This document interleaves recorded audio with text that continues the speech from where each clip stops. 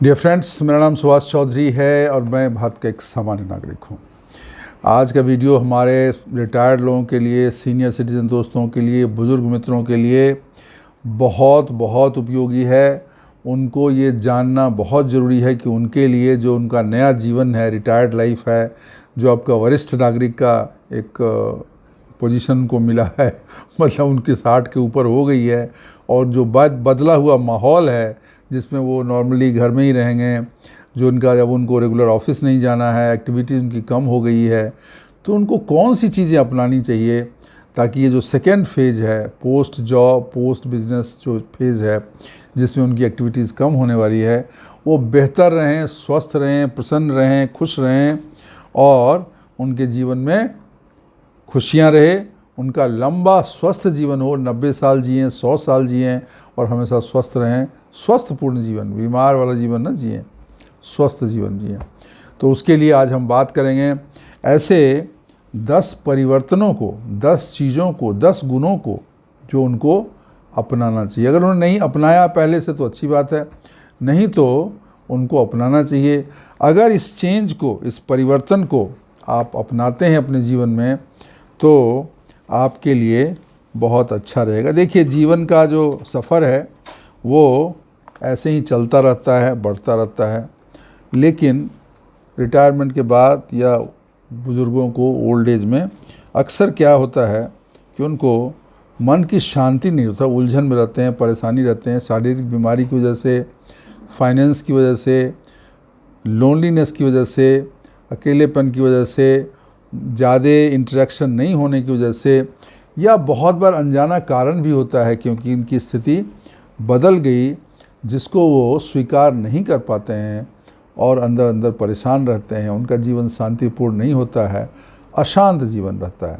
तो आज हम बात कर रहे हैं ऐसे 10 चीज़ों को, 10 क्वालिटीज़ को, 10 चेंजेस को जिनको उसको अपना लेना चाहिए और पूरे मन से अपनाना चाहिए ताकि उनका जीवन बेहतर हो। तो कौन से वो 10 चीज़ें हैं जिन्हें उन्हें अपनाना चाहिए और अपने जीवन का एक पार्ट बनाना चाहिए, उसकी हम बात करेंगे। तो सबसे पहला है वो है कि आप परिवर्तन को, जो परिवर्तन हुआ है और जो परिवर्तन होने वाला है, उसको खुले मन से, खुले दिल से, तहे दिल से उसको स्वीकार कर लीजिए, क्योंकि चेंज ही है जो हमेशा होगा। हर दिन नया है, हर सुबह नई है, हर शाम नई है, हर रात नई है। तो जो कल था वो आज नहीं, और जो आज है वो कल नहीं रहेगा। इसमें ये प्रकृति का नियम है, इसमें आप कुछ नहीं करते। आदमी का चेहरा बदलता रहता है, आदमी का जीवन बदलता रहता है, और साइंटिस्ट तो ये भी करते हैं कि शरीर के सेल्स भी बदलते रहते हैं। 5 साल में या 2 साल में, मुझे नहीं पता एग्जैक्टली, आपके शरीर के सारे सेल्स पुराने वाले ख़त्म हो जाते हैं, नए सेल्स आ जाते हैं। आप समझिए। तो जब इतना परिवर्तन होता है, अगर उसको आप प्रसन्नतापूर्वक उस परिवर्तन को स्वीकार करेंगे तो ये आपके शांति के लिए, आपके भविष्य के सुखमय जीवन के लिए पहला स्टेप है और बहुत ही ज़रूरी स्टेप है। तो जो भी परिवर्तन आपके जीवन में हो रहा है, आपके आसपास हो रहा है, आपके घर में हो रहा है, आपके जीवन में हो रहा है, उसको सहर्ष स्वीकार करिए, क्योंकि वो सत्य है, उसको आप रोक नहीं सकते। और जो सत्य है, जो सनातन है, उसको स्वीकारना हमेशा सही रहता है। पहली चीज़ हो गई। दूसरी चीज़, जब आप रिटायर्ड हो गए, शरीर बूढ़ा हो गया, शरीर में बीमारियां लगने वाली हैं, शरीर पुराने हो गए, सेल्स पूरे पुराने हो गए, डैमेज हो गए, तो आपको नए हेल्दी हैबिट्स, अच्छे स्वास्थ्यवर्धक आदतें आपको कल्टीवेट करनी है, अपने में स्वीकारनी है और सीखनी है। जिसमें कौन कौन चीज़ें हैं, मैं 2-4 चीज़ों की बात कर रहा हूँ, बाकी तो आप समझदार हैं। पहला है एक्सरसाइज रेगुलरली आपको करना है। दूसरा है डाइट आपका बैलेंस्ड होना चाहिए, अच्छा खाना आपको खाना चाहिए जिसमें प्रोटीन, विटामिन, मिनरल्स और कार्बोहाइड्रेट सब चीज़ें होनी चाहिए, वो ज़रूरी है। इस तरह का बैलेंस डाइट आपको लेना चाहिए। सफिशिएंट स्लीप, अच्छी नींद 7-8 घंटे की आपको मिलनी चाहिए, और जितने भी ज़रूरी चीज़ें हैं वो आपको करनी चाहिए। तो ये जो हेल्दी लाइफ स्टाइल है, समय से सोना, समय से उठना, समय से खाना, एक्सरसाइज करना, वॉक करना, मिलना जुलना, उसको अपने जीवन में अपनाएंगे तो आपके लिए अच्छा रहेगा। 2 चीज़ें हो गई। तीसरी हो गई कि सोशल कनेक्शन, मतलब सामाजिक जो जान पहचान है, सामाजिक जो कनेक्शन है, जो जुड़ाव है, उसको बनाए रखिए। उसके लिए लोगों को मिलना ज़रूरी है। देखिए, बहुत पहले हम लोग स्कूल में थे ना, तो एक लेखिका था, man is a social animal. इस पे सोशोलॉजी में समाज शास्त्र बोलते थे, सोशल स्टडीज़ बोलते थे उसमें, उस पर लेख लिखिए। कहने का मतलब इंसान जो है ना, वो एक सामाजिक प्राणी है। मतलब वो ग्रुप में रहता है, समाज में रहता है, वो अकेले नहीं रह सकता है। अकेले रहेगा तो पागल हो जाएगा, उसका दिमाग खराब हो जाएगा। तो जब आप रिटायर हो जाते हैं तो आपको जो सामाजिक लगाव है वो कम होने लगता है, तो उसको आपको बनाए रखना है। लोगों के साथ कांटेक्ट बनाए रखना है, मिलना जुलना है, फ़ोन करना है, आना जाना लगा रखना है, ताकि आप जो सोशल एनिमल है वो सोशल एनिमल बने रहें। अदरवाइज अगर आप लोनली एनिमल बन गए तो फिर बड़ी तकलीफ़ हो जाएगी। तो ये आपको मेंटेन करना पड़ेगा सोशल कनेक्शन लोगों के साथ, क्योंकि एज के साथ इंसान आइसोलेटेड हो जाता है। खासकर रिटायरमेंट के बाद अगर उसके हेल्थ इश्यू हैं, शरीर उसका मान लीजिए ठीक नहीं है और बीमार रहता है, या और कोई समस्या है, तो उसका लोगों के साथ कांटेक्ट कम हो जाते हैं, फैमिली फ्रेंड से मिलना जुलना कम हो जाता है। तो इसको चालू रखिए, ये आपको ध्यान देना है। चौथी चीज़ है आपको प्रैक्टिस सेल्फ कंपैशन। कंपैशन क्या होता है, सेल्फ कंपैशन क्या होता है, मैं आपको समझा देता हूँ। क्या होता है ना, आप जब रिटायर होते हैं, आप बहुत बार सोचते हो यार मैंने ये काम नहीं किया, ये मेरे से गलती हो गई, ये चीज़ कर लेना चाहिए। आप खुद पे ही दया दिखाते रहते हो, ठीक है, वो नहीं करना है। आपको खुद से सहानुभूति होना चाहिए। जैसे आप कोई दूसरा आदमी नहीं कुछ कर पाता, आप उसको सहानुभूति देते हो ना, उसको संबल देते हो ना कि ठीक है कोई बात नहीं, जो किया वो भी ठीक, जो नहीं किया वो भी ठीक। तो वही व्यवहार आपको अपने खुद के लिए करना है। कोई रिग्रेट नहीं करना है, किसी चीज़ के लिए पछताना नहीं है। जो है वो ठीक है, जो हुआ सही हुआ, जो नहीं हुआ वो भी सही हुआ। तो you have to practise self compassion, ठीक है ना। आपको रिग्रेट है, इनसिक्योरिटी है, सेल्फ क्रिटिसिज्म, अपनी ही शिकायत करते रहना हरदम लोगों के साथ मिलकर, अरे यार मेरे से ये हो गया, मैंने ये चीज़ ध्यान नहीं दिया, मुझे उस समय ये शिकायत करना खुद की, ये आपको बंद करना है, वो नहीं करना है। क्योंकि उसकी वजह से आपको बहुत तकलीफ़ होगी और आपकी स्थिति ख़राब होगी। उससे कुछ फ़ायदा नहीं पड़ता, बिकॉज जो हो गया हो गया। अब आगे की सोच लो, आगे कुछ करना चाहे तो करो ना, किसने रोका हुआ। तो अपने प्रति आपको जेंटल बनना है। अपनी अचीवमेंट्स को, जो भी आपने चीज़ें हासिल की जीवन में, उसके लिए आपको प्राउड फील करना है। और जो चीज़ नहीं हो पाई, जो शॉर्ट्स कमी हैं, जो कमज़ोरियाँ हैं, उसके लिए खुद को भी माफ़ करना सीखिए, ठीक है। जैसे आप दूसरे को माफ़ करते, खुद को भी माफ़ करो। तो ये प्रैक्टिस जब करेंगे तो आपकी मन की शांति बनी रहेगी, आप खुश रहेंगे। 5वीं चीज़ है कि आपको लाइफ लॉन्ग लर्निंग करनी है, सीखते रहना है जीवन में। मैं बोलता हूँ ज़िंदगी सीखने के लिए है, और कोई भी उम्र कुछ भी सीखने के लिए ज़्यादा नहीं होती है। हर उम्र में इंसान सीखता है। जब वो जिंदा है तो सीखता रहेगा, और जिंदा वही है जो सीख रहा है। तो लर्निंग की प्रैक्टिस होनी चाहिए। कुछ नहीं तो कोई भाषा सीखिए, कोई इंस्ट्रूमेंट सीखिए, कोई म्यूज़िक इंस्ट्रूमेंट्स बजाना सीखिए, कोई पुस्तक पढ़िए, कोई बायोग्राफी पढ़िए, कुछ करिए, सो दैट आपको नई चीज़ों की जानकारी होती रहेगी, नए आपको अनुभव होते रहेंगे, और नए मकाम को आप प्राप्त करते रहेंगे। बहुत लोगों तो मैंने देखा रिटायरमेंट के बाद कोई कोर्स पढ़ाई शुरू कर देते हैं, पीएचडी कर लिया रिलीजन में, या मान लीजिए फिलोसफी में, या मैनेजमेंट में पीएचडी, कोई ज़रूरत नहीं, कर रहे हैं, क्योंकि उनको सीखने की ललक है, और वही ललक उनको जिंदा दिल बनाता है, और उनकी उम्र जो और उनका जीवन बेहतर हो जाता है। तो ये बहुत ज़रूरी है, जो इंसान को सीखना चाहिए, ये प्रैक्टिस करना पड़ेगा, ये सीखना पड़ेगा, आदत डालनी पड़ेगी। दूसरा है, छठा चीज़ है कि जो भी शिकायत है, जो भी दूसरों से गुस्सा है, उसको जाने दो, वो निकल गया ना।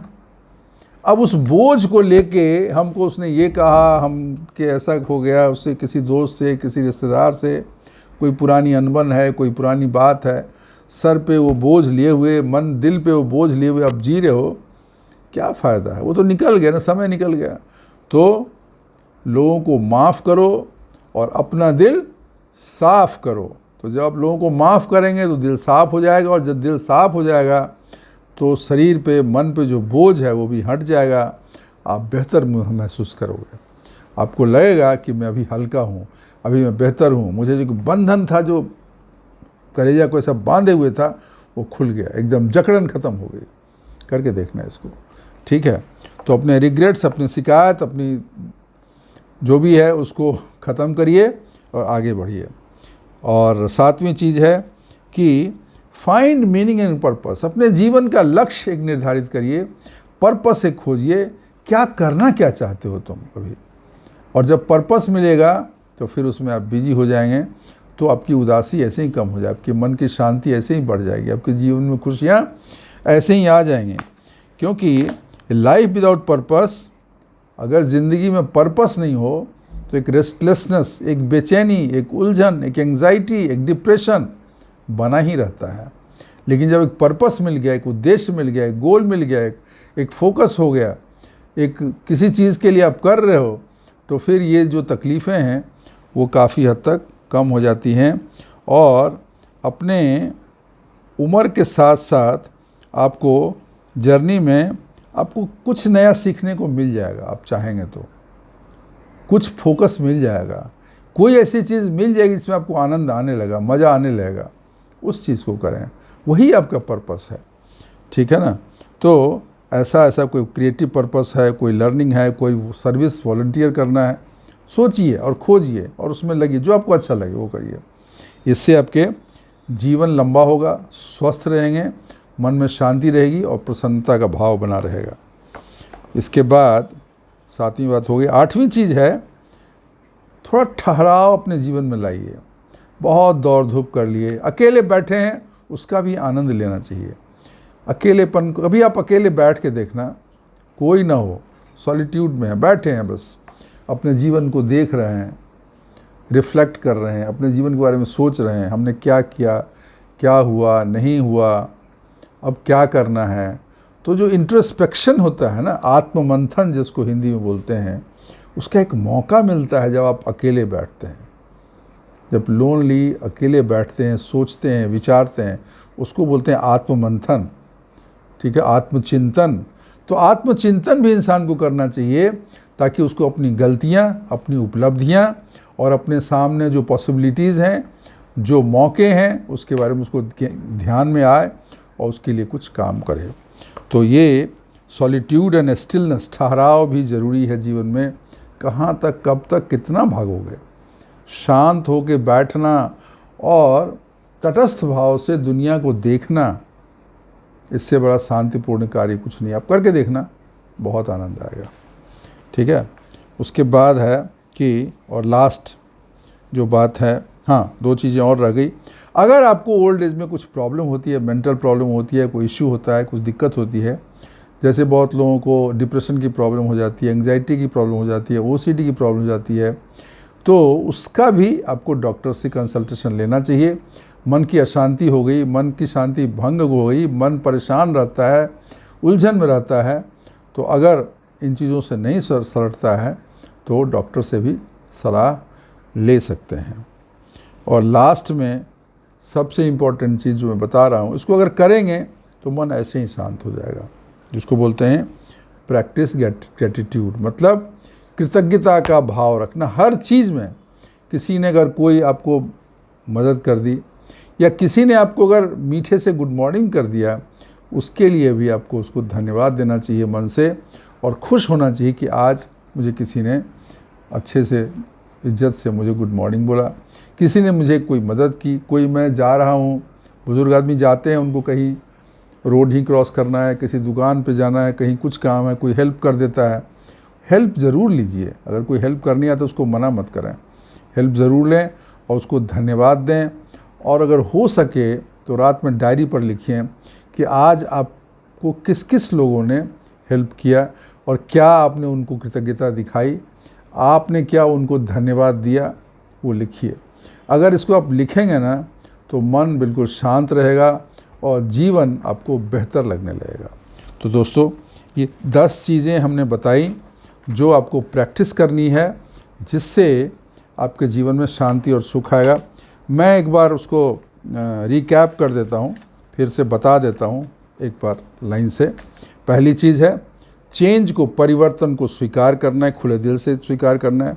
दूसरी चीज़ है हेल्दी हैबिट्स, मतलब स्वस्थ आदतें, जिसमें एक्सरसाइज है, वॉक है, अच्छा खाना है, अच्छी नींद है, ये आपको लेनी है। तीसरी चीज़ है अपने सोशल कनेक्शन, सामाजिक जुड़ाव को आगे बढ़ाना है, मिलना जुलना है और लोनलीनेस में नहीं पड़ना है। चौथी चीज़ है सेल्फ कंपैशन प्रैक्टिस करनी है, मतलब अपने प्रति भी कोई निर्दयता का भाव नहीं रखना है, अपने प्रति भी वही प्रेम और वही सहानुभूति रखना जो आप दूसरों के साथ रखते हैं। पांचवी चीज़ है कि कुछ लर्निंग, हाँ, आपको सीखते रहना जीवन में, ये आपको ज़रूरी है। छठी चीज़ है अपनी शिकायतें, अपनी पुरानी दुश्मनी, पुरानी शिकायतें, कोई रिग्रेट्स, उसको छोड़ो, उससे आगे बढ़िए, उसको माफ़ करें, दिल को साफ़ करें और आगे बढ़ें। सातवीं चीज़ है कि अपने जीवन का एक पर्पस खोजें और उसमें लग जाएं, उस पर काम करें। आठवीं चीज़ है कि अकेलापन को भी आनंद करें, जो आपका सॉलिट्यूड है उसको आनंद करें और जीवन में ठहराव लाएं, थोड़ा शांत होकर इंट्रोस्पेक्शन करें, अपना आत्ममंथन करें, आत्मचिंतन करें। नौवां है कि अगर कोई मेंटल प्रॉब्लम ज़्यादा हो गई तो उसके लिए डॉक्टर का कंसल्टेशन लें, स्पेशली अगर डिप्रेशन या एंग्जाइटी और कोई ऐसा मेंटल डिसऑर्डर आपका लग रहा है और ज़्यादा हो रहा है तो you should take help of doctor. और लास्ट में जो मैंने बोला था ग्रेटिट्यूड, कृतज्ञता का भाव रखिए। कोई भी छोटा से छोटा अगर आपकी मदद करता है, कोई भी हेल्प करता है, तो आप उसके लिए कृतज्ञता का भाव मन में रखेंगे तो ईश्वर की कृपा बरसेगी, ब्लेसिंग्स मिलेंगे और जीवन बेहतर हो जाएगा। तो दोस्तों, ये बुज़ुर्गों के लिए 10 चीज़ें हैं जो उनको प्रैक्टिस करना चाहिए। कितना आप कर रहे हैं आप बताइए। क्या आप 10 के 10 कर रहे हैं तो अच्छी बात है, कुछ नहीं कर रहे हैं तो उसको करिए और कमेंट्स बॉक्स में ज़रूर हमें बताएंगे। दोस्तों, आज के लिए बस इतना ही। अगर वीडियो आपको अच्छी लगी हो तो लाइक ज़रूर करिएगा। चैनल सब्सक्राइब नहीं किया है तो चैनल सब्सक्राइब कर लीजिएगा और अपने दोस्तों के साथ शेयर करिएगा और अपने कमेंट बॉक्स में ज़रूर लिखिएगा। आज के लिए बस इतना ही। थैंक यू, शुक्रिया, धन्यवाद।